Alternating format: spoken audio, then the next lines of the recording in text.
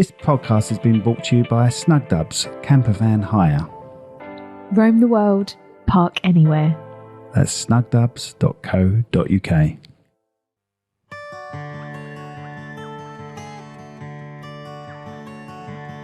Welcome to the Cherrywood Podcast with me, Rachel Burridge. And the handsome and delightful Simon Burridge, which is me. Mate, say mind coach or whatever it is you want to say. Haydn Griffiths, mindset coach.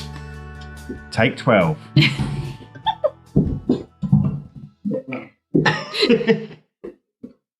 I'm liking the purple. He looks nice in purple, isn't it? Purple and blue. I'm a colourful man. I feel How you doing, mate? Doing good, thank you. Let's start on the sign. You know all about the sign, don't I you? do, yes. Go on then. How long? Looking forward to it. How long? 5 minutes. 5 minutes from now? Yeah. Okay, 5 minutes from now. Right, don't take any notes of that clock, but it'll be when I do it. Okay. So, good to see you, mate. Thank you. God, I'm talking Australian already.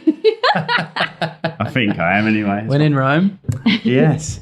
So, tell everyone who you are and what you do. Oh, okay. My name is Haydn Griffiths. I'm a mindset and performance coach. Been practicing professionally for 4 years. I work with young entrepreneurs and business owners. Well, when I say young, I'm talking up to 50 years old, typically, 25 to 50. You're nearly out of it. Yeah, and to what that is coaching is holding someone. Sorry, he's just adjusting my microphone. He's got his hands right in front of my face. They smell a little. What, the microphones or my hands? Yeah, hands. Kidding. No, mate, I've heard worse. You're fine. Coaching is discovering and holding people accountable to their dreams and their goals, supporting them, encouraging them, inspiring them. Mindset is dealing with that little internal voice, the one that says who you are, what you can and can't do, what's possible, what's not, that's chattering away all day, analysing everything that's going on. I hate that. Yeah, man, I used to as well. It was my worst enemy. And performance is the specific actions you're taking, what you're saying, what you're doing that's causing all your results. So I work with people they gain a deep awareness of who they are. They get to master themselves and master their life. Oh, yes. That was so That's not far off, is it? That is really difficult. Oh, mate, I think that was even quicker than I thought. And it broke. It's in pieces. Oh, well. I think that's a bit too quick, actually. That's an early one, isn't it? That is an early one. 3 minutes. Didn't last 5 My minutes. spidey senses were tingling. Yeah. Oh, well. Okay, that's brilliant. So 4 years you've been doing it. So what led you to this path? Oh, mate. No, I know. I know. Well, I think the one of the most memorable moments is I was having a shower, 16 years old. And at that point in my life, I thought I was going to die or end up in jail. That was the future I had.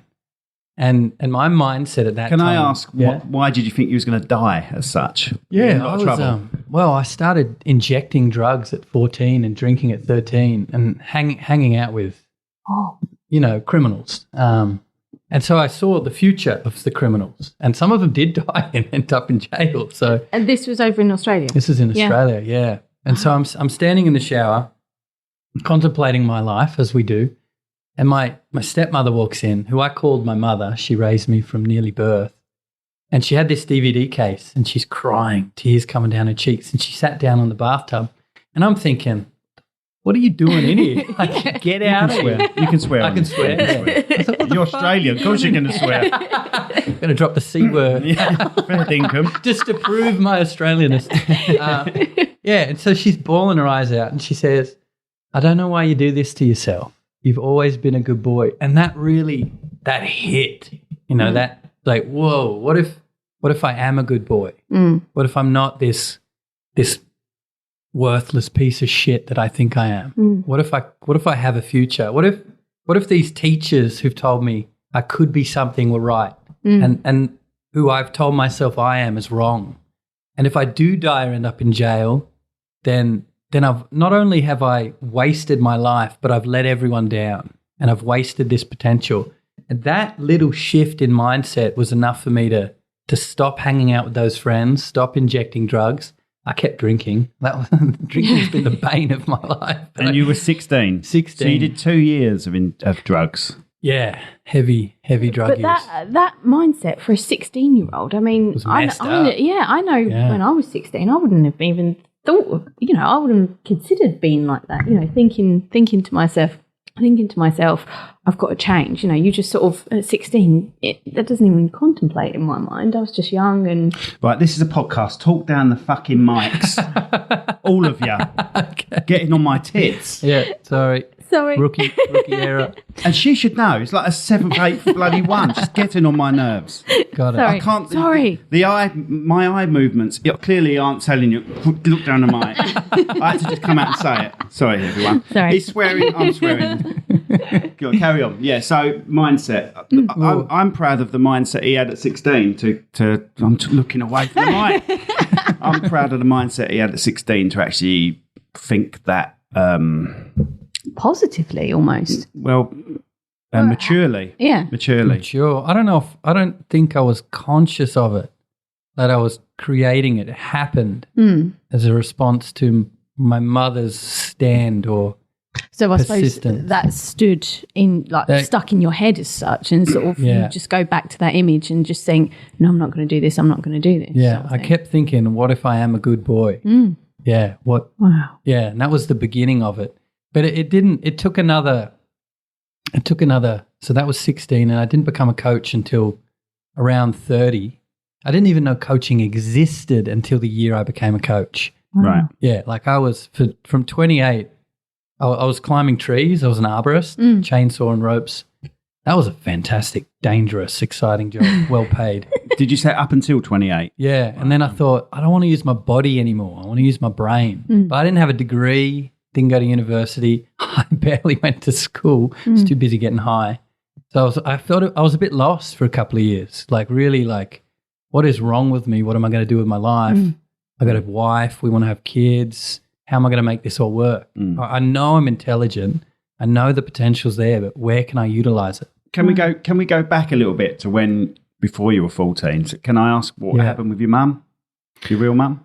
She died not long after I was born. So I was in the womb, and they found a spot on her back, and it was a malignant melanoma. And so they induced my birth and got her straight into treatment, but it was too late. Yeah, killed her. Left my dad with 2 boys under 3 and a mortgage. Yeah, Right. that was tough. Yeah, I can imagine. Yeah. God. So with having 2 boys under 3 and a mortgage trying to bring you up, you were able to just do your own thing, and that's how you got into it? No, when he remarried, he met Wendy, thank God. He met Wendy, and she just, day one, stepped in and said, yep, these are my sons. That was it, and raised me as if I was her own. So I knew no different. When I was 9 years old, I decided she'd never be my mother. And so I started, Rebelling. Yeah. You'll never be my mother. You're not my real mum. Right. Yeah. Based But on I something think- silly that she told you off about, I imagine. Well, my grandpa told me off. So you should respect your mother. You have no idea how much work she does for you. And I was like, F you. And then, you're not my mum. You ain't my mother. Yes, I am. Sorry, as an EastEnders line. Yeah. Oh, right, wow. okay. I think when I was, this is so silly, but when I was about 4 years old, I decided I'm not worthy of my family's love. And then at 4 or 5 years old, my dad said, I'm the reason my mother died. And that just crushed me. Oh my God, that is so much pressure to put on such a man. little shoulders. And so I really believed it. And I thought, and then you're kill going my mother, you're going to take worthless, that I with don't belong you. And here. oh, far God. out. So it led to trying to fit in, find a place of belonging. And I remember I walked into the schoolroom at 13 and I didn't know anyone. It was in high school. I was like, oh my God, who am I going to sit with? Yeah. But nerds, girls, naughty boys, none of my friends. And the naughty boys at the back said, hey, Haydn, come sit with us. And I thought at that moment, fuck it. Let's go see what for happens. it. And I just became reckless. Oh my I would do anything. So my friend Aaron said, Because they're giving you attention for doing it. Yeah, this is how I can belong. You know, I don't belong at home. Like, I ruined my family. I killed my mother. So I'll try and fit in somewhere else, and I'll do whatever it takes. Now, being someone who's worthless or really believes that, I just did everything. See, that's the mindset. That's the key mindset. Yeah. I killed my mother. I know. Yeah. Yeah. Yeah. You didn't kill your mother. Don't No, I stop didn't. using his words against him. You didn't kill your mother, Haydn. All right? Yeah, I know I didn't. I know now. So, did you ever sort of talk to your dad about this and sort of go over old ground and just? Yeah, I did. Actually, this year we really had a good chat. But I didn't tell anyone until I was 24. I think I held it in for 20 years. Wow. And then my girlfriend at the time, Hannah, gorgeous woman. Got any pictures? Stop. We could Google her. Okay, We'll have a look at her. She's a beauty. Hi, Hannah, if you're listening. Hey, Hannah, still love you. You're great. Are you still in touch with Hannah? Nah, don't be silly. Anyway, she asked, because I was a mess. I was drinking and partying and angry and typical young messed up man. And she asked, like, what is going on? Like, why isn't our relationship working? And I don't know exactly what she said, but I was on my bed and I curled up in a ball and just started crying, all this snot coming out my nose. I was like, when my dad, said, Mum, the reason my mother died, that was the first time I let it out. And that was a big release. But then I spoke to Dad last year. This is how good my dad is, right? I worshipped him. I told my dad, I was like, hey, Dad, I really have a hard time sharing what's happened to me with you. I don't want anyone to think negatively of you. And Dad goes, mate, you do what you got to do. I've seen what you've done with your brother and the difference you've made for him, my brother Adam, and how his life's changed. You do what you got to do. You say what you got to say. Don't worry about me. You're making a difference. Bless him. Wow. I know, right? Yeah. Yeah. Can you talk in depth, or not in depth, can you talk about what you did for your brother? Will he mind? No, he won't mind. I coached him. Right, okay. For years. This is pre-coaching. I used to tell my brother, mate, stop thinking about the negative all the time. Any situation, he goes straight to negative. To the point that I was talking about Abraham Lincoln and how he freed the slaves. What a great thing this is. And my brother goes, yeah, but the North were doing it because the slavery in the South was ruining their economy. And I'm like, how? We're talking about freeing the slaves and you make it negative. Like, so that was my brother. He was just doom and gloom. Now, was your brother a good boy? My brother? Yeah. He was a good boy, yeah. He was a good boy? Yeah, very good. Right, so straight A student. So he's a couple of years older than you? 1 year. 1 year old? Yeah, 1 year. He's like my twin. But So again, that couldn't have helped, having this sort of almost role model to look up to, and he was an A-star student, and he was good at I didn't give a shit everything. about that. Oh, you didn't care? Right, you didn't care. So you wasn't I looking thought at he was a bit of a pussy.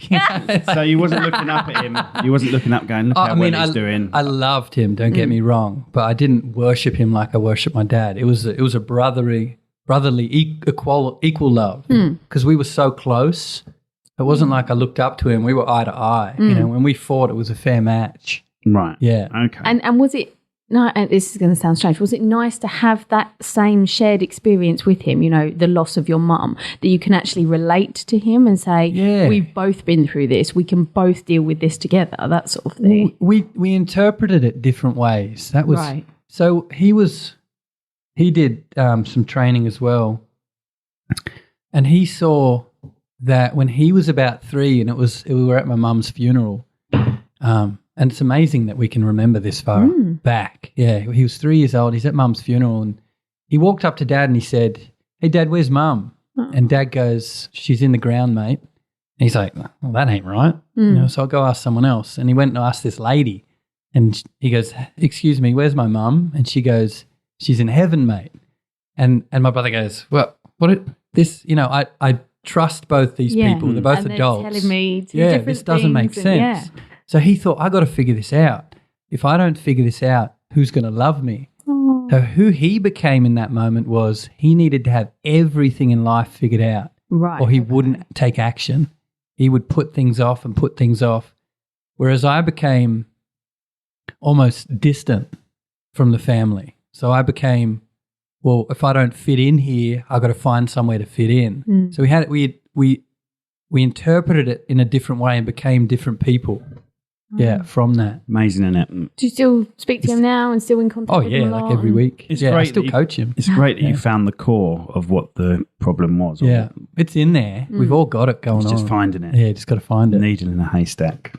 And that's the thing with so many people today. They are almost in denial, aren't they, of all these problems they have. They don't actually sit down and say, let's address the issue then. Oh, it's very uncomfortable. Just pushes it away. Yeah, and they do. Oh my, sorry. Well, some people don't end up with such a horrible mindset, and some people end up with a mindset that really works in our society, like is very effective.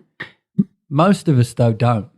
There's things that are lingering in the background that are holding us back. We're unaware that they're there. Yeah, but when you find them, you can remove them. Now, I used to think I killed my mum. Like, I really believed that. Whereas now I know I didn't.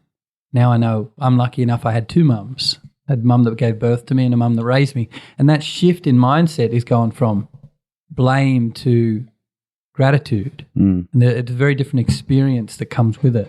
Yeah. Wow. So would you say that everyone could go through mind coaching?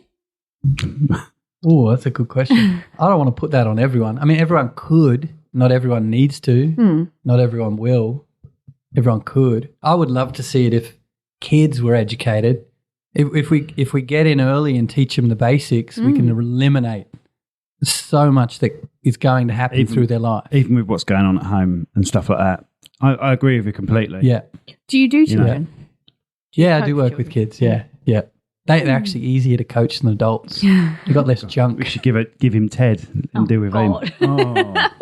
Yeah, I've dealt teenagers with anxiety. One conversation, gone. Wow. Yeah, there's so much less going on for them that it's usually one or two things and then that's it. Yeah. Whereas when the older we get, the more junk we accumulate. Absolutely. Then the more attached to our own identity and beliefs we become. I mean, our daughter, she stresses over so many tiny little things. And I do have to say to her, don't worry, in 5 years, 10 years, these little things aren't going to matter. Yeah. And she sort of sits there and goes, oh, okay then, yeah, I sort of see where you're coming from. I say to her, look, I promise you, they're so insignificant that you won't even remember them. So don't put all your worry and all your stress and anger into this issue when it won't mean anything. Which easier said than done when you're that age. Oh, absolutely. You think the world is ending.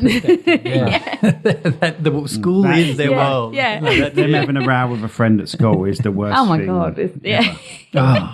Well, I broke up with my girlfriend at 16 and that was it. That was done with love at 16. No more women, no more trusting women. That hurt so much. Yeah, she loved someone else. Oh, crushed me. Gets you right. Crushed me. Yeah. Oof. Got in the way of my marriage until I saw that one. Wow. Yeah, like as soon as I decided when I was 16 I would never love again. Yeah. And then I looked at my wife and I was like, oh my God, like you're beautiful. How did I not see that before? Oh. Yeah, it was instant.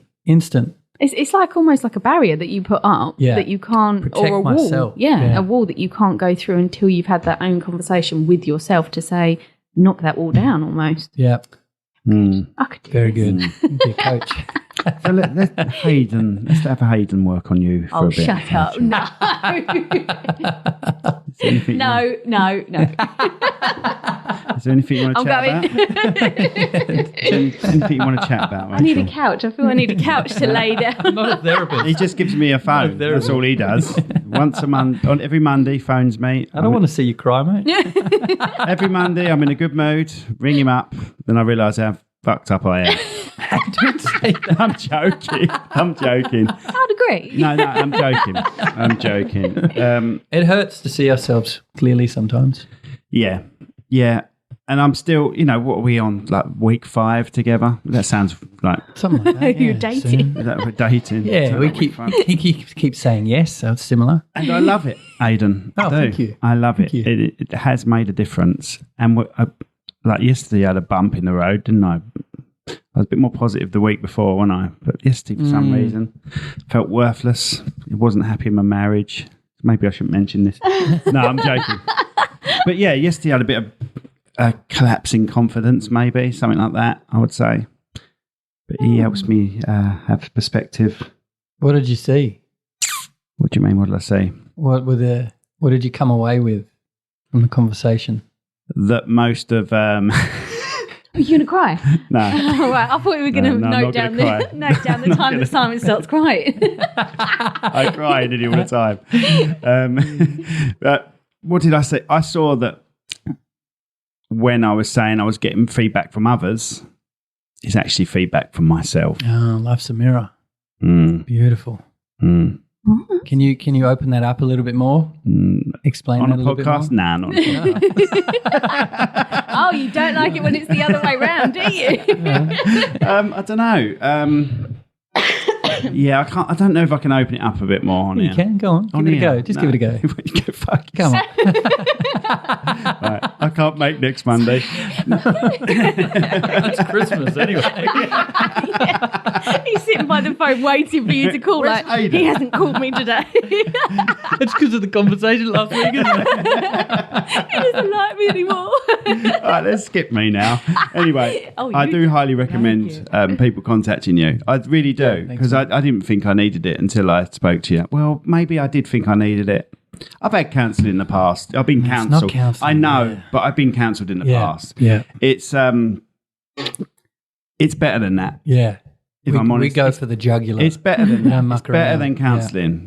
It is better than counselling. I find counselling just sort of sits you down and doesn't deal with the problem as such. I think it's more of a tell me your problems, and then it's sort of like, okay, go and work on them. It doesn't really. It's more of a okay, this is the problem, and not how to fix it or how to think in the right way to fix it. Almost. Look, I think. I'm not saying counselling is bad at all. No. And counselling, once again, shouldn't be giving you advice. And Haydn doesn't actually give you advice, do you? You just make us Really? think about things in a different way. Yeah. That's all it is. Change our perspective on why we think that way, which is similar to what counselling is. Yeah, it's. Yeah, I think as a coach, we come from responsibility. We're fully responsible for everything in our life, even the stuff that we don't like and that isn't working. And we hold you accountable to that. I'm not here to dance around your feelings. You know, like Exactly. you're going to own your shit. Yeah. And that's where you're going to have the breakthrough. No more excuses, no more blame, no more complaining. What are you doing? Who are you being? What are you thinking that's causing everything? And you do deal with the past. There's one thing you dealt with me. I don't need to go into any detail, but you make a lot of the things, the way we think in life is based on what happened as a child. Oh, yeah. Just like you've just said. And So counselling. is that sort of the main cause of it? Do you say, like, in most of the opportunity, or most of the people that you see, is drawn back down to It's the childhood? programming, isn't it? It's the programming of us. Yeah. And what you see, what you see as a kid is what you're programmed. You know, when you're born and your parents say there's a God, you go, okay, I trust you completely. There's a God. There's a God. No matter what religion, I'm not being, knocking any religion, but if you're born and you're told there's a God by the person you trust and love the most, sorry, I'm cleaning my glass at the same time, then you'll believe it. And it's the same with everything. It's not just that. Anything you experience as a kid, that's locked in until you dislodge it. Yep. And what I was doing without even realising, when stuff was affecting me, and I can't even remember what it was now. That's how insignificant it is now, thanks to you. You made me look, you asked me, how am I seeing that past? Am I seeing that past through the eyes of the kid, or am I standing at the room watching that kid, observing what's going on? And all the time I was in the eyes. I was back. Yeah, I was do that a back lot. in the eyes of the kid. Yeah. I was the kid sitting there, struggling to read in the classroom. So that makes you now, as an adult, anxious and No, afraid or such? I don't know. You've really thrown a curveball there, Rach. Sorry. Doing good, mate. Thanks, Yeah, mate. you're doing good. So I was struggling to read as a kid, and I was still that kid. When I think of it, I'm still that kid in the classroom looking around, and there's all my mates, and I'm making jokes to try and get over the fact that every time I read a line, I will go to read the next line and read the same line again. I could read every word in the book, but I couldn't see every word in the book. If that makes sense, and that's a part of dyslexia. I've never had those coloured glasses or anything, but it was, like I say, it wasn't invented then. Like I say, I could read every word, but I couldn't see every word. It's just too much. Black and white was just too much for me. Mm-hmm. If you see my Excel sheets, they're like gay pride, honestly. Oh, nice. They are colourful and everything. Excellent. Because that's the only way I can see stuff. If it's proper standing out for me. Anyway, so that's basically what it is. And he made me come out of that kid, stand in a room, watch that kid do that, and then address that kid. Tell him what he needs. Tell that kid what he needs to get over the fact that, you know, he's still using that memory in his life. Oh. Yeah. I'll expand on that too. Thank you, because I tried my best. And then she phoned me that question. I can't even remember what the question was. So the kid, Simon, when he was a kid, had this experience. It was an emotional one. Our memories are always emotional. That's why our brain goes, I need to remember this. And then what he created in that moment was a view of himself. I can't read. I need to be funny. And so whenever in his adult life anything reminds him of that situation where he created that identity, he'll respond by being that kid again. And that's the programming he created to deal with life, to survive life. It's like a lock, isn't it? He's locked it in, and then, sorry, we're really analysing you, aren't we? No, I ain't bothered. He's sort of locked it in, and then, like you said, represses back to that child every time he is anxious about something or he's nervous about doing a speech or reading in public or anything even the like emotions are caused by that programming.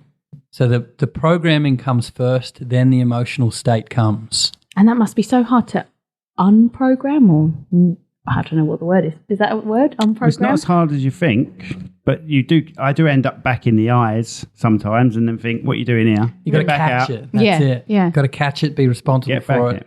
Put it to the side, come back to the new way of thinking that you create. And the good thing is, now I've addressed that, I address other things. Yeah. I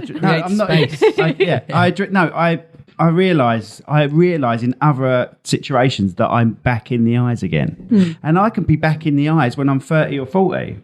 You know, I'm 50 next year. Yeah. But the eyes that I've gone back into are the 30-year-old who's looking in the eyes of the 12-year-old. Does that make sense? Kind of. You know what I'm coming from? Because I'm acting in that way when I was 30 because I was acting in that way. Yeah. So you put another layer. So I need to stand away. I stand away from the 30-year-old and say, no, you don't need to do it like this. Don't worry about this. Yeah. But you do. You start to collect evidence to reinforce the original idea that I am this way. I really did kill my mother. I find more evidence. Yeah, I go looking because for you're trying to prove it. You're trying to prove that that's correct. That's the reinforce our own mindset. Yeah, you're justifying that why he killed his mum. Yeah, look at all this bad stuff that happens to me. This must be because I'm a mother killer. This is just reinforcing it. Do you think it's an excuse sometimes? People use it as an excuse? Oh, definitely.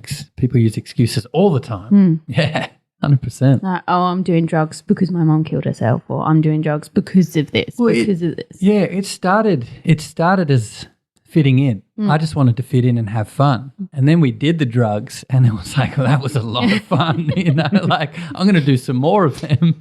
And then it became, I wake up feeling terrible. Well, what's the solution to feeling terrible was doing more drugs. Yeah. And so it just became this cycle. The problem with it was the more I did it, the more ashamed and guilty I became and the more I wanted to do it.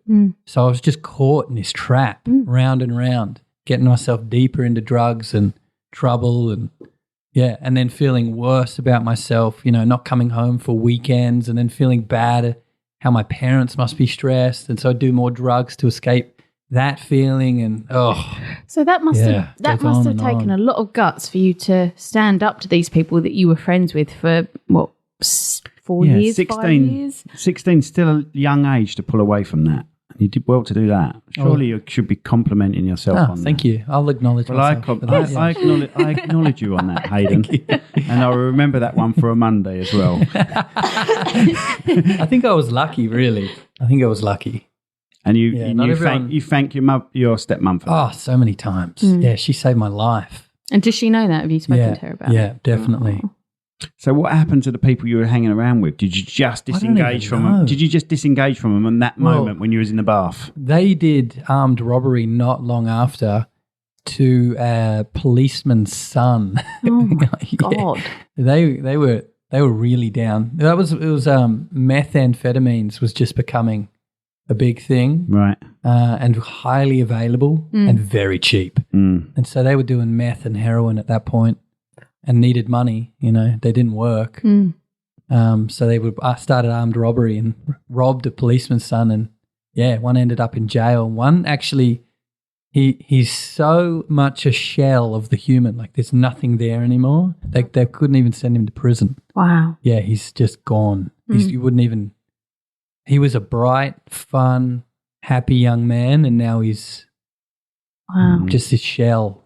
Yeah. Really sad. He's like, Mr. Burns when he gets drugged up on The Simpsons and he's glowing. He's like that. He's really like that now. Like, I don't know if he's still high. Wow.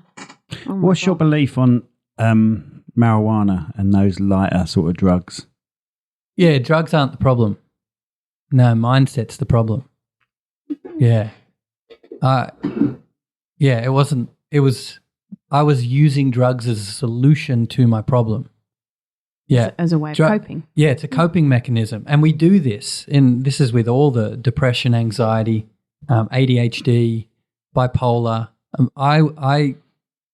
What I've seen and what I've worked with clients is when they learn to manage their mind and what actually causes their emotions and their actions, they don't need the drugs anymore. But drugs are a great short-term solution to provide relief, to give them a sense of, okay, maybe I can get on top of this. But they have to do the work as well on themselves for long-term health, just like physical health. You don't train and you put junk in your mouth, you're going to get fat and unhealthy, and most people aren't going to like yourself. And it's the same with your mind. If you're not training your mind and you're putting junk in it, which is the news, social media, just allowing anything to come in, same thing's going to happen to your mind. It's going to be very unhealthy, and it's going to have a bigger effect on your life than your physical health. Yeah. Wow. So how many people do you work with currently then, or is it sort of just a range of different people, or do you specifically want certain Show us your portfolio. I got about 25 to 30 clients at the moment. Wow. Yeah.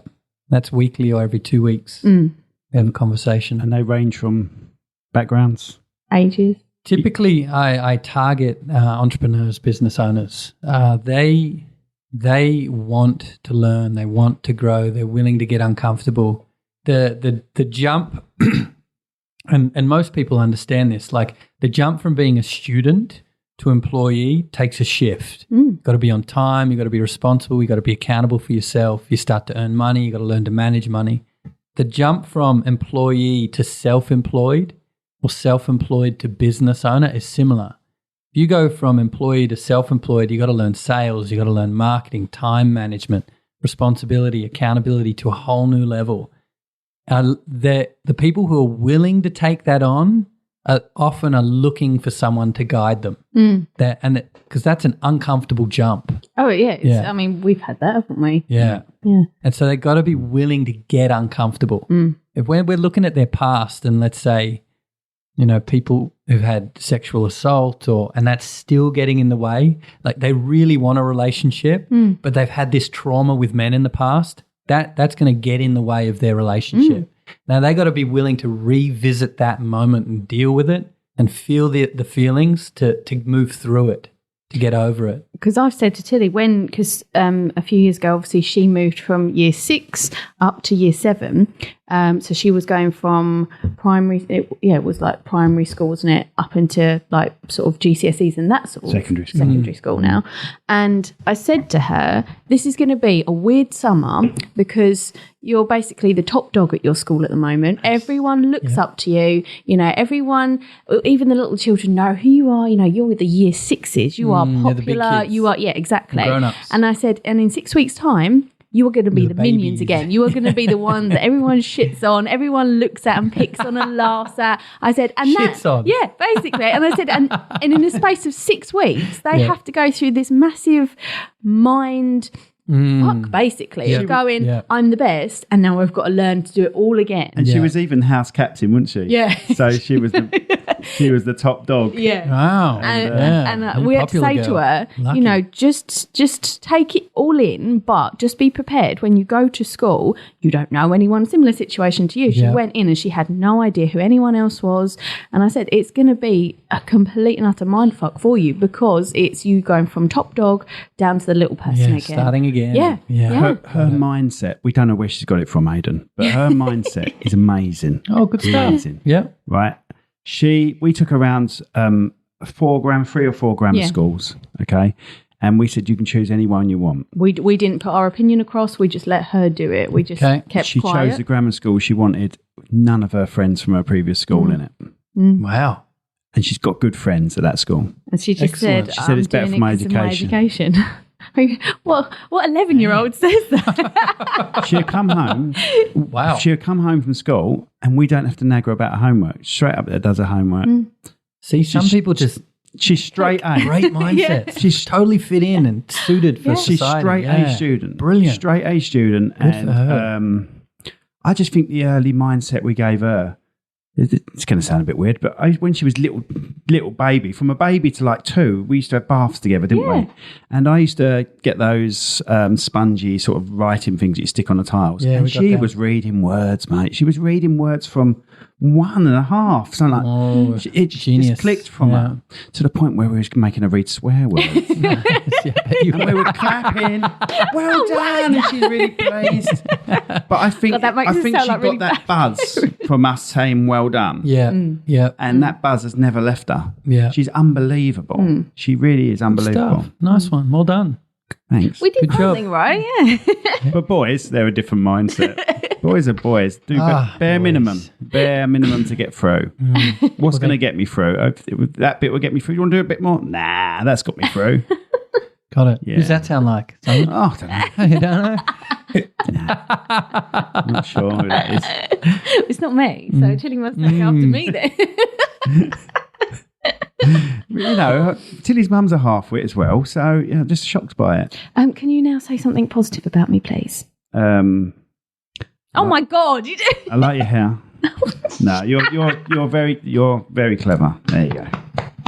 Yeah, you are. I'm not. He's assessing this now. This is going to come up on Monday. He's going to say, Simon, I don't like the way you sort of. Simon, the assessing never stops. Anywhere He was I like, am. did you it's see going how he on. knocks you down? He wants to keep you at a certain level. That's wrong. I don't. I want you to be the best you can possibly be. Oh, thanks. I do. You know that. And I've told you that before, haven't I? Yeah, you tell me that all the time. You've been stuck in jobs that I'm like, you're too good for this job, Rach. You're too good for this job. Oh. And now you're in a much better job. You're much happier, aren't you? Yeah, I love my job. Yeah, I have my moments. let's just stop bigging me up. He does. Every time he sort of says something negative towards me, I'm like, I'm going to tell Haydn. And he's like, shut up, Rach. Oh, got it. We got a theme here, Dewey. Haydn, I really do think you should have a session with Rach. Not like that. I think you should have I think you should. Not here, obviously live, but it's not live. Live would be fun, though. Oh, God, no. Fun. I think we should get you in. If this podcast gets more popular, I think we should have. If this podcast gets more popular, we should have you in quarterly and have people send in questions for you. Would you like that? Oh, sure. Yeah, that'd be fun. Yeah, Okay. I'm down. I like therapy. We have to put corks. We have to have the hats with corks on. Where in got one Australia here. were you from? Castle Hill, which is northwest of Sydney. Yes. Oh, right. Okay. Oh, right, okay. So down from Brisbane. Oh, way down. Yeah, Yeah, way down from Brisbane. Yeah, see, I'm just trying to. We- I just we got the right side. I'm just we happy I got go the right side of Australia. Yeah. We're like, oh, okay. We're, I don't know, it's 9 hours south driving. So you used to cut trees down in Australia. But I'm sorry, I'm jumping here. I'm going back to this. Cool, go for it. But I've got a thing about Australia. I love Australia, but I'm scared about if I was to live there, letting my kids go out in the garden. Oh, you'll be sweet, mate. Don't worry. I'm wondering if they're ever a return. I mean, what have you found? You found stuff in trees. As long as how old are your kids? 7 and 13. 13. Okay. I've got 5. Don't ask me a question like that. Don't go shoving your hand under things in the garden. Don't pick up if there's a big log. It looks like it's been there for a while. Do not roll it. So this is what you got to teach them. Don't put your hands under things. If you go into garages or outhouses, have a look. You know, if you lift a lid, just think there could be a spider under it. That's it.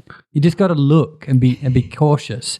If you go digging around in the garden, well, yeah, you're asking for trouble. Definitely. Now, a snake, you only got to worry if it's summer.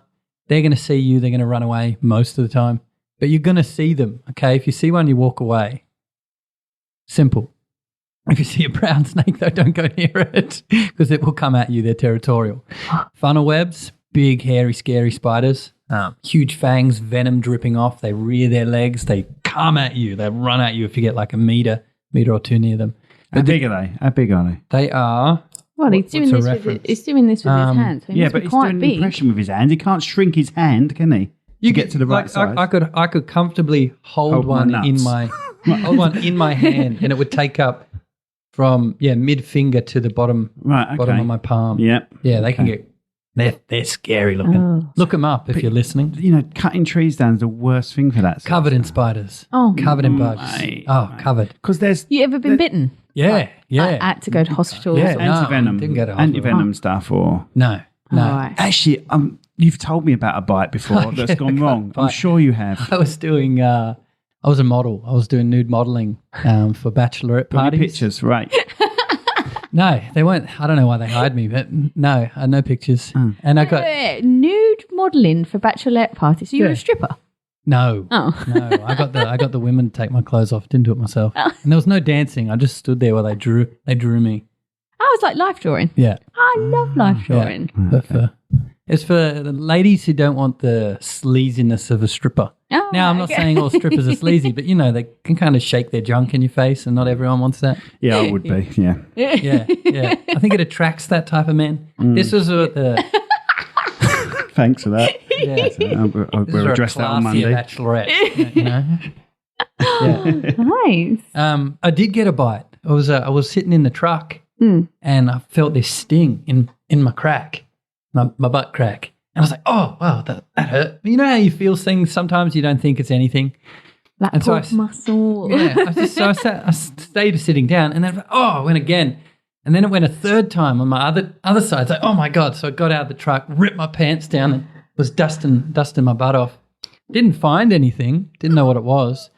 But I was working that weekend too. And then the next day I had these, it was like the opposite of a boil. So you know how a boil bulges out? Yeah. This like went into my flesh, like my flesh rotted away. And I had these, they were like the size of do you have pennies here? Yeah. What's the bigger 2-pound coin? How long you lived here? Yeah, a year. Yeah. Okay, I'll give you that. It's all tap these days. Oh, right. Yeah, that's fair enough. Yeah. Anyway, I had on either side of my butt cheek, like just in the cheek. So like you could see it, but not all of it. Yeah. Yeah, I got these two, it's not a welt, is it? It's the opposite. It's like goes in. I know what you mean. God. Yeah, it was nasty and that fleshy. What'd you do about it? I put a couple of Mickey Mouse Band-Aids on it and went to work.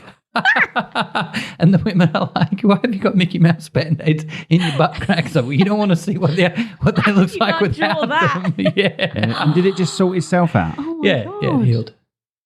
I mean, I don't look there very often. Can you have spiders crawling out of it or anything like that? No. Like laying eggs. I think it was ants, but I'm not sure. There's tons of things that bite you. I mean, I've been up a tree, like strapped to a trunk, you know, so you've got a harness on and you put a rope around the tree as you're bringing the trunk down. Yeah. And I'm cutting through the trunk with a chainsaw 2 hands, and just out of nowhere, Huntsman runs across my face. Yeah, like mid cut. Huntsmen aren't too bad though, are they? They're just big. Yeah, they're big and hairy. Yeah. I mean, you don't want one on your face. No, but they don't bite or anything, do they? They'll bite, but you have to But they're not annoy venomous, them, are they? piss them off. No, it'll hurt, but you won't die. But they're big, aren't they? Yeah, they're everywhere. They'd be you won't go a month in Australia without seeing a huntsman. See, I saw one when I was out there, and I was in the it was like a garage/gym, and I was on the treadmill, and I looked up, and I was like, "What the hell?" And then I went, They just "I'm sit just there, gonna look go at and you." lock the door." Yeah, they do. Huge. It was literally like the size of my hand, and I thought, right, if I run now, is it going to chase me? I'm on my own. Yeah, my mate and I were in a back shed, similar, and it was one on the roof. And I'm like, don't worry about it, mate. Just get the gear. You know, it's not going to jump. And he goes in this. We both go in the shed, and it just jumped out. It's like, and just running away. I don't know. I'm all right with insects and stuff, but fuck that. No. I see you sweating already. Like, no. No. Just don't need that in my life. I'll stay here. You get used to it. Stay here. And then you had a spell in Canada as well, didn't you? You moved to Canada. This is with your wife. We did, yeah, and dog. So, sorry, we'll talk about can we talk a little bit about your wife? We're going to invite her on. Is that all right? Yeah, of course. Okay. Yeah. So, she is, well, we can talk about that maybe later on. Let's just talk about how you met your wife, shall we? Tinder. Yeah. Tinder. I called it the running man. That was my Tinder strategy. So I'd be on the toilet and I'd be bored. I'd download Tinder again because I usually delete it when I get frustrated with it. And I'd sit with the phone in my left hand. And you know, when you get your fingers like a running man, I'd just go, I wouldn't even look. I'd just go, yes, yes, yes, yes, yes, yes, yes, yes, yes, yes, yes, yes. Yeah, and I'd hope I'd get some likes back. And I got catfished a couple of times. But about the 7th time I downloaded it again, I was like, oh, wow, this girl's cute. And then she actually responded to my message. I was like, well, here you go. Might be on here. So where was she? You were in Australia at this point, or you were over here? Yeah, she was in Australia too. Oh, right, okay. About 10 minutes down the road. Wow. Yeah. And she, so yes. Friday night, why don't you come over and we'll have dinner? She said to me, it's like, great. Get round to her place. She had this huge 5-bedroom house, no neighbours, out, just land. Yeah, $1 million property by herself. I'm like, when are you getting home? So just let yourself in. So I let myself in, started cooking dinner, made burritos, because burritos are the best. There's letting yourself in and then there's starting to cook. Well, I've made burritos, which, you can't go wrong. Everyone gets to choose what they want. So is that your anniversary dinner now? So is that what you could judge stuff? You've got to remind me what our anniversary is. I got married on my birthday. So for that reason. Why ruin your birthday? Why would you do that? Yeah, that's true. Yeah. Well, I get presents on his birthday, so I'm loving it. That makes sense. Yeah. No, you've got a point there. But at least I don't forget it and get in trouble. That's very true. Yeah. Although next year I am going to have to take a back seat as you are the big 5-0, aren't you? Yeah, whatever. I see, I don't see the point. Like my wife used to get annoyed at me. But then I was like, well, do you want me to remember everything as well as you remember everything? What's the point of being together? I'll remember my shit. You remember your shit. Together we're stronger. Meet in the middle. So your marriage is just her shit. What do you mean? Well, I'm dissecting it. So let's go back to when you thought marriage was just shit, Haydn, shall we? Oh, I mean, when I was working in the pub. All the men in the pub were like, don't ever get married. Oh. Yeah. Yeah, but you would class the marriage as being her shit and remembering it as being her shit. No, the date. Yeah. The date of the marriage. Yeah, that's her responsibility. Why is that? Because she cares about it. And you don't. I don't care about the date as much, no. No, I don't. Well, She's not listening. No, okay. Why? She won't care. She doesn't care anyway, does she? No. We married to me. She knows what I'm like. We met her at a Christmas do. Right, so this podcast's going out late January. Yeah. Right, so we met her at a Christmas do. And we love her, don't we, Ray? She's a right laugh. She's a right laugh. So you done well there, mate. Yeah. Tinder works. Done good. It does work. It does work. Yeah. We made the relationship work, though.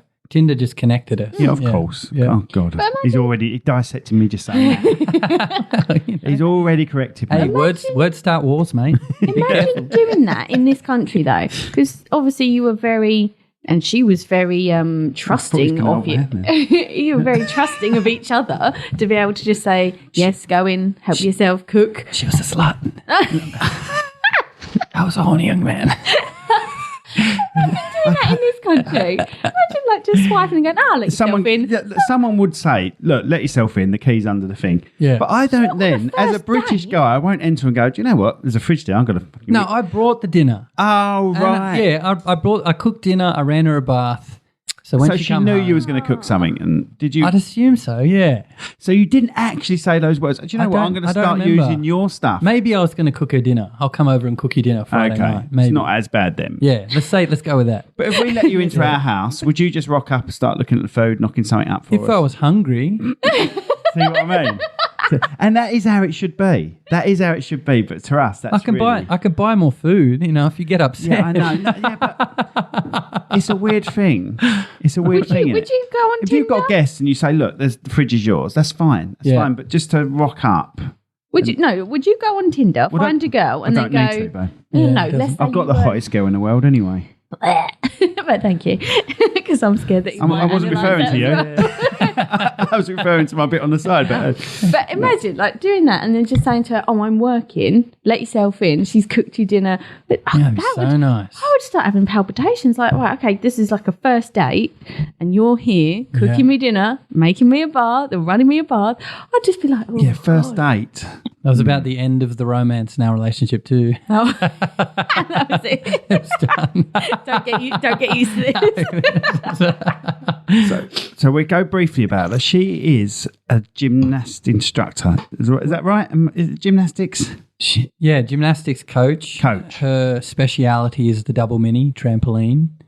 This little double trampoline that they bounce twice on or 3 times. They run at it. Boing. Yeah. That's her speciality. She coached. I don't. Can you describe that a bit more? Because I don't know much about a double mini trampoline. Yeah. It's basically like the ones that are not flat. They're like that. Yeah. And you bounce there, and then do dive a massive or roll or tumble or bunch of flips and twists and then land on the ground. Yeah. And that's Google it. Right. Okay. Double mini. Okay. Yeah, she's I know someone with a double mini. One of the best in the world. Not even joking. Voted 3rd best by her community last year. Wow. Produced number 2 in the world in his first year as a senior male athlete. And he actually got the highest scores overall.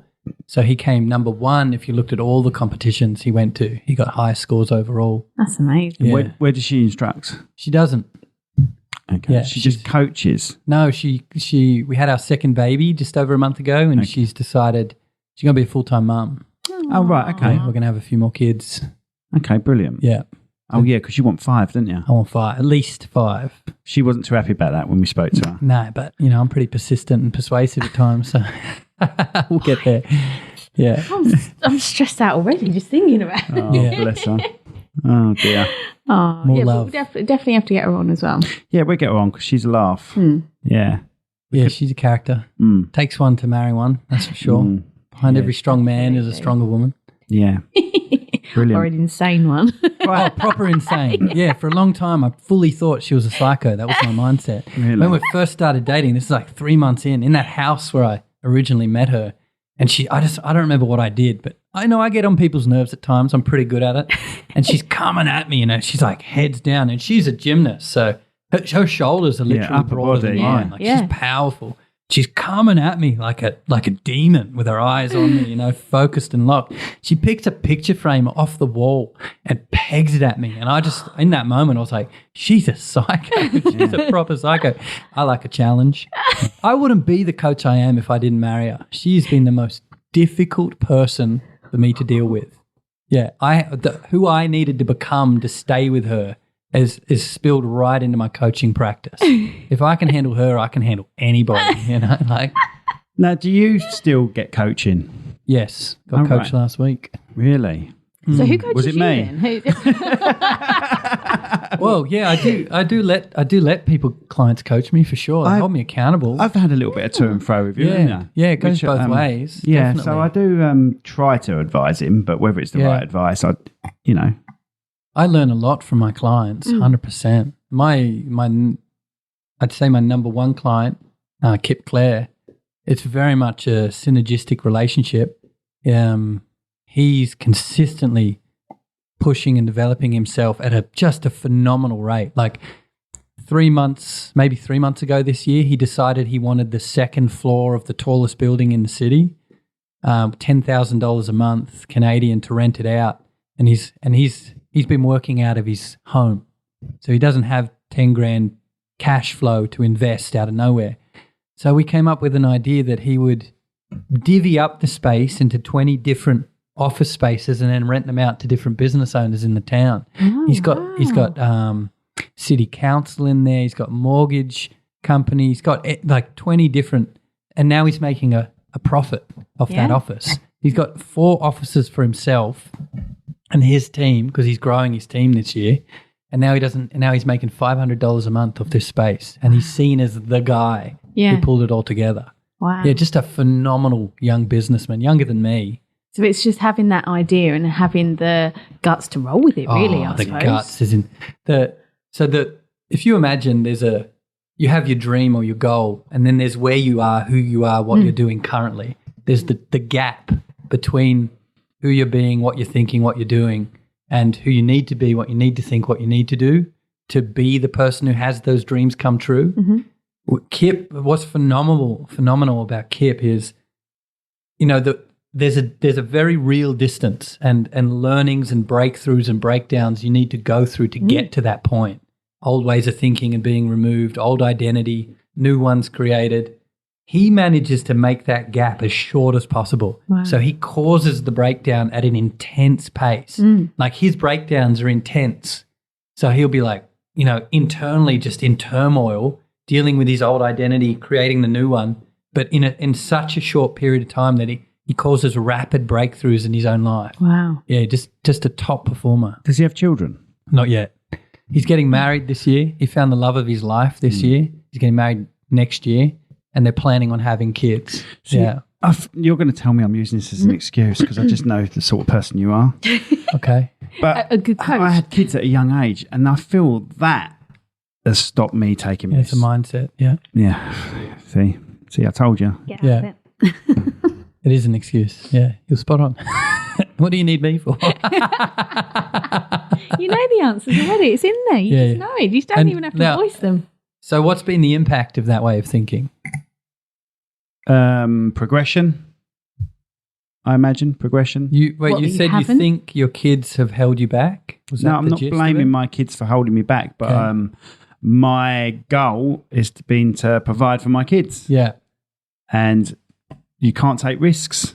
We can take risks. God, I've said the word "can't" to him. Don't. If you ever have counselling, sorry. If you ever had mindset coaching with him, sorry, I say counselling. You can't say can't or should, and don't say never, can't. Or always. Don't say but. But because I'm going to start writing them down. Yeah, that's what you should do. You should have a list, like a Rachel, mantra. don't you start. You're going to get on there soon, and you'll know how hard it is as well.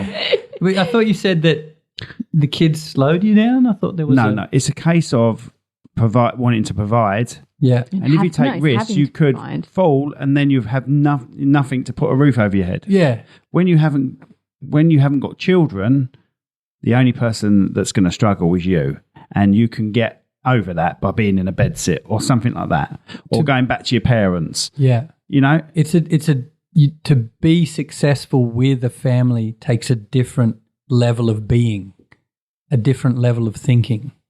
You can do it. It will take planning, organization, risk management. Yeah. And you've got to be, you can't be as blasé about it or spontaneous. You have to do the work. Yeah. Like there's less freedom in a way. There's less suck it and see. Yeah. So that's, you've got to know that what you're going to do has got a high percentage of success. Yeah, you got to be clever about. Oh no, not clever. Yeah, there is a different being to be successful. Yeah, you've got to be a planner with it. If you and it's simple. It's not like only just kids. It's in any different environment. Who you're being is going to cause different results. And so you walk into an environment and think, okay, who do I need to be here to be successful, and what is successful? And then you can create that and be that. And then you can have everything you want. if you walk in and just react and think, oh, I can't do it here. Well, yeah, you've given up before you start. You'll never have it. Definitely. If you walk in and go, who do I need to be to have everything I want? And you create that and then you be it and you do the actions you see to take and give up all the fear and doubt and concerns, throw them out. Yeah, you can have everything you want no matter the environment. Yeah. Because I had, what did I have? I didn't have counselling. I had like almost hypnotherapy type stuff. Yeah, was you there when Colleen? I've got her name. Colleen. Nah, she was just before me. Yeah. Right, okay. So Colleen's very similar, but in a hypnotist sort of way. Yeah. But again, she got you to go to the kids' eyes, look through your eyes. Yeah, and give my child self a cuddle and stuff. But again, you went to her. I'm being really horrible now, sorry. You went to her with a negative mindset already because you went, this stuff doesn't work on me. And already it's put that mindset in. You had a block. Don't get me wrong. I enjoyed it and it was relaxing and... It didn't work the way it worked on me, did it? No, I don't know if I had a defence up. I love Colleen. Yeah. I love Colleen. You were open to it. You were looking for something, whereas you were closed to it. You were shutting it out. I think it's that, I've known people to go to like a Paul McKenna show and be hypnotised. Yeah. And they swear that they were hypnotised. You've had your hands closed together before. And you've been on stage at Paul McKenna, haven't you? Darren Brown. Darren Brown. You got to be willing for it to work. Yeah. And for me, I'm like, well, do it then. It's the same we're going back to religion again. But, I've been in environments, in Christian environments before when I'm like, I haven't heard him. He's not said a thing to me. Well, that's the same thing. You've got to be willing for it. Exactly. If you let your resistance rule the day, no different. It's not as if I'm resisting. I'm just going, come on and do it. But you are, though. Yeah. Do you see what I mean? I'm like, I'm open. You're waiting for them to do the work. Do it, yeah. But you've still got something in your head that is doubting it for you to go, come then, prove that I'm wrong then. And that's the thing that you need to get out of. Same with coaching. You need to be a willing participant for it to be effective. If you sat there and resisted me, it won't work. Yeah, it would just be painful for both of us. There's a curveball question here. Do you believe in paranormal? Like ghosts? Do I believe in paranormal? Yeah, or ghosts, things like that. Spirits. No, I don't believe. I also don't have all the answers or claim to know everything. So I neither believe or claim it's not real. See, now with me, it has to literally happen in front of me. With me dissecting it and what am I trying to say? Like if a telly comes on or a telly goes off, someone goes, "Oh, look, that was weird, wasn't it?" It's like, no, it's just a power surge. Do you know what I mean? Just a power surge. If me and the kids ever have anything spooky happen, or like there was one example where we had the TV in the front room, and handprints, you get 5 prints, and on an LED screen, you can see, if someone pushes onto it, you can see the marks. And I was in the front room and I looked up and there were these 5 fingerprints pushed onto the TV that disappeared. And I went, well, that was weird. Told him and he went, oh, it's this. And he's always got almost like an explanation of what it could potentially be. Most of the time it is. Most of the time it is. That's normal. What people do is when things happen, they try to fit it into their current perspective. Exactly. Yes. That's all. Yeah. Because people... We naturally want to know how things work as humans. And that's how our brain works. So we, without even trying, our mind is trying to figure out what's happening. What does this mean? This means that. That's what our brain does. And Simon's trying to fit it into his view of the world and how the world works. You're trying to fit it into yours. That's all that is. Neither of you are wrong or right. So I'm a little bit more. I'm a little bit more right than you. I'm going to go back to obviously what you do now. After your little curveball question. Yeah, but it was a good question. It was a good question, yes. So do you ever take stuff home with you? Like if you're seeing someone and you're coaching someone, do you ever sort of have to sort of have half hour away to just sort of I'm sitting it and just all sort of the get time. rid of it? Oh, yeah, every day, every single day. Yeah, before every call is clearing out my own mind. And then during the call, I'm dealing with my own humanness, my own reactions, my own shit inner in chatter. life. You know, my own, they say, oh, I'm having this problem with my employee. And instantly what's there for me in that moment is my judgment, my opinion, my righteousness. They should do it this way.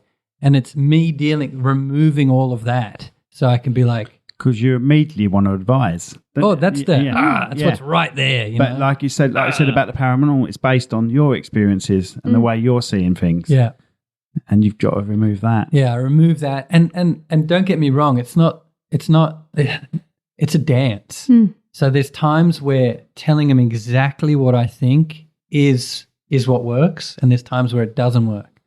And there's times where listening and really having them understand themselves through my listening, through just repeating back to them what they said so they can hear it from another source, and then they go, oh, wow, that sounds really bad. I don't want to do that anymore. So there's like a balance between being the director who just tells people straight how it is, what to think, and then it's between that and being a listener, and in between those two is the guide. And that's the goal, is to guide them to what they're aiming to achieve, who they're aiming to be. But yeah, I deal with that humanness all the time. Yeah, nonstop. Yeah. Brilliant. Yeah. I've enjoyed having you over. Are we done, are we? I think so, unless you've got anything else. Unless you want to talk all day. Any way people can get hold of you? Yeah, Look. Google Maps. Google Maps. Just Google Haydn Griffiths Mindset and Performance Coaching. Or Tinder. You still on there? I'm not. I would hate to see my profile too. Don't Tinder me. Sorry, I talked over you talking about your website, so go on your website again. I don't have a website. Well, No said- social media. Oh, right. Yeah. You don't have any social media at all? No social media. So it's just word of mouth then. Networking is my marketing strategy. Yeah. Okay, so your email address is?